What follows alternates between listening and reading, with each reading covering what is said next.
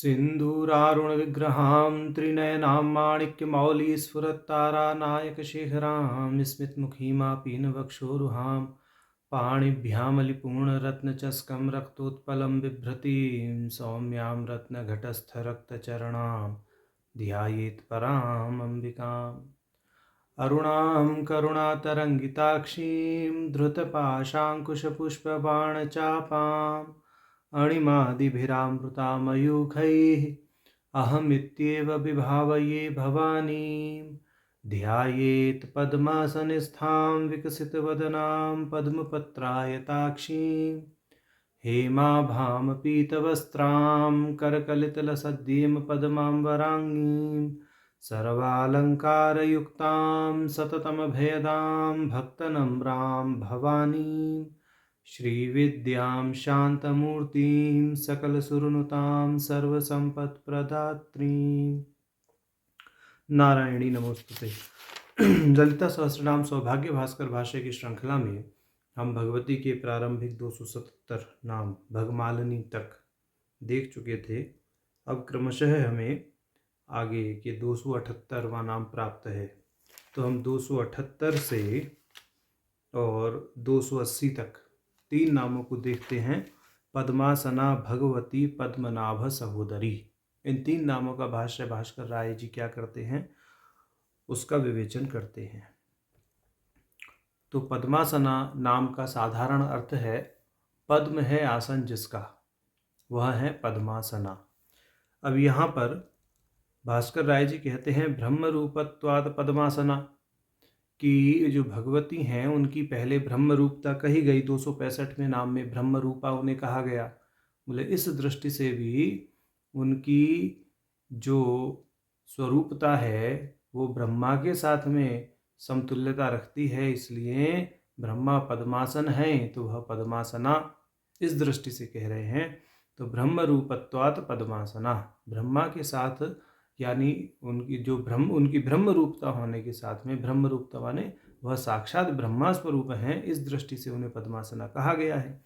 अब यहाँ पर वह पद्म कैसा है उसका विवेचन करते हैं। प्रकृतिमय पत्र विकारमय केसर समिन्नालादि विशेषणशीलम पद्मम एव आसनम पीठम यस्यावा, ऐसा कह रहे हैं।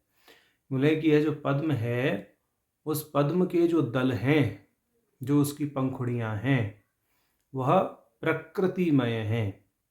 जो उसके केसर हैं, उसके पुंग केसर और स्त्री केसर जो हैं वह विकारमय हैं। और जो उसकी नाल है वह संविदमय है, ज्ञानमय है। इस प्रकार का जो पद्म है वह भगवती का आसन है, ऐसा यहाँ कहा गया।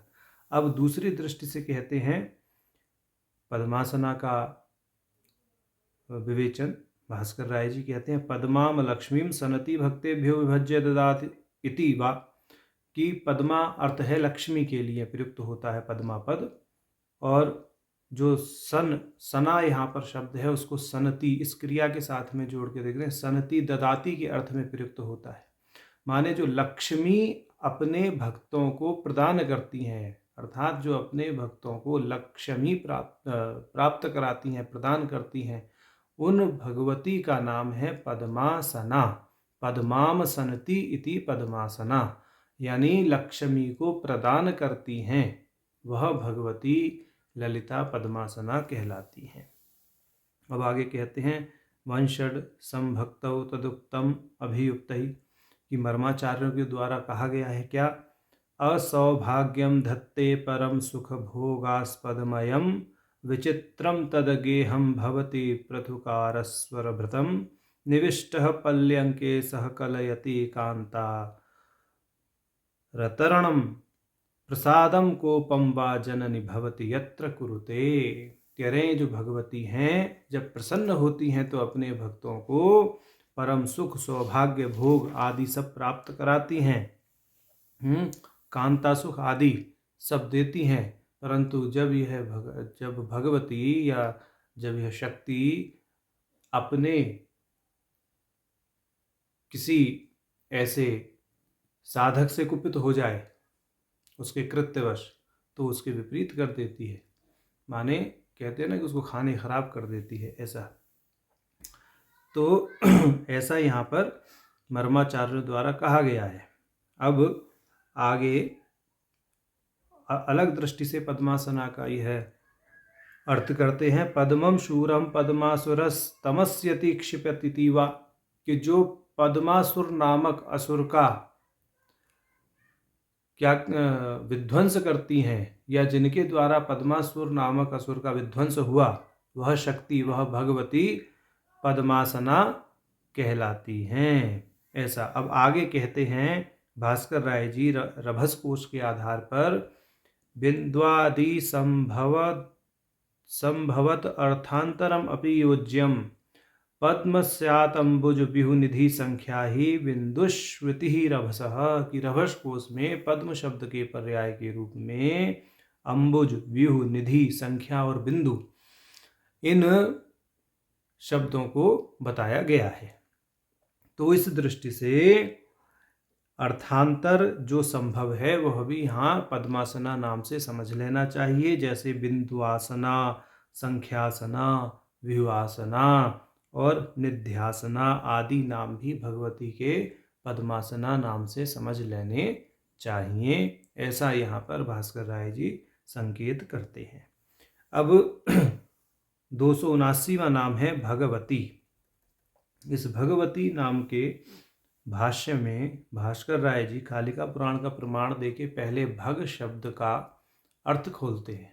तो कहते हैं ऐश्वर्यस्य समग्रस्य धर्मस्य यशः श्रियः ज्ञान विज्ञानयोश्चैव शंठां भग इति रणा इति कालिका पुराणे भगम ऐश्वर्यमाहत्यम ज्ञान वैराग्य योनिषु यशो वीर्य प्रयत्नेच्छा धर्म श्री विमुक्तुषु, ऐसा ये कह रहे हैं कालिका पुराण का वचन दे करके। इति कोशिश्च प्रसिद्धा भग पदार्था यस्याम संति इति भगवती, कि जिन पुराणों में, कालिका पुराण, विष्णु पुराण आदि में, महाभारत आदि में जो भग संज्ञक 6 गुण बताए गए हैं,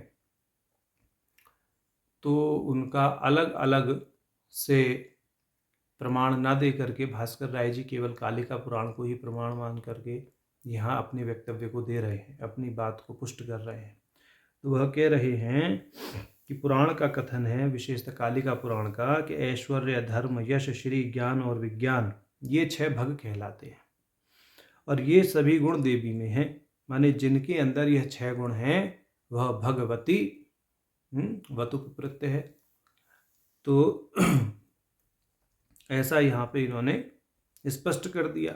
अब देवी भागवत का प्रमाण देते हैं। देवी भागवते तु उत्पत्तिम प्रलयम चैव भूतानां गतिमागतिम अविद्या विद्यायोस्तत्वं वेत्ति इति भगवत्यसौ, कि उनको भगवती इसलिए कहते हैं क्योंकि वह भूतों की उत्पत्ति, प्रलय, गति, स्थिति, विद्या और अविद्या का ज्ञान रखती हैं। यहाँ भी ये 6 चीज़ हैं, उत्पत्ति, प्रलय, गति, स्थिति, विद्या और अविद्या। इन 6 चीज़ों का जो ज्ञान रखती हैं, जो अपने नियंत्रण में इन 6 चीज़ों को रखती हैं, उनका नाम है भगवती इत्युक्तम, ऐसा कहा गया है। अब शक्ति रहस्य तु, शक्ति रहस्य नामक ग्रंथ में क्या कहा गया है? पूज्यते या सुरहि सर्वैस्तांश्चैव भजते यतः सेवायां भजतिर्धातु भगवत्येव सा स्मृता। यहाँ ये कह रहे हैं कि शक्ति रहस्य का वचन है कि जो भग धातु है वो भजन के अर्थ में प्रयुक्त होता है। इस दृष्टि से कह रहे हैं कि सभी देवता जिनका भजन करते हैं वह तत्व भगवती तत्व कहलाता है, वह शक्ति भगवती कहलाती है। ऐसा शक्ति रहस्य के आधार पर इन्होंने अपने कथन को पुष्ट किया। अब 280वां नाम क्रमशः हमें भगवती का प्राप्त है, पद्मनाभ सहोदरी। माने पद्मनाभ कहते हैं भगवान विष्णु को, भगवान विष्णु की जो सहोदरी हैं, भगवान विष्णु की जो बहन हैं, ऐसा। ये कहते हैं पद्मनाभस्य विष्णु सहोदरी एकोदर भवा भगिनी, माने पद्मनाभ की भगिनी है, एक ही उदर से उत्पन्न है दोनों। कौन? विष्णु और भगवती, ऐसा। एकमेव ब्रह्म धर्मो धर्मीति रूपद्वयं प्रापत। अब यहाँ ये विशेष बात शुरू होगी। ये कहेंगे कि जो ब्रह्म है वह एक है, वह लीलावशात धर्म और धर्मी के रूप में अभिव्यक्त होते हैं।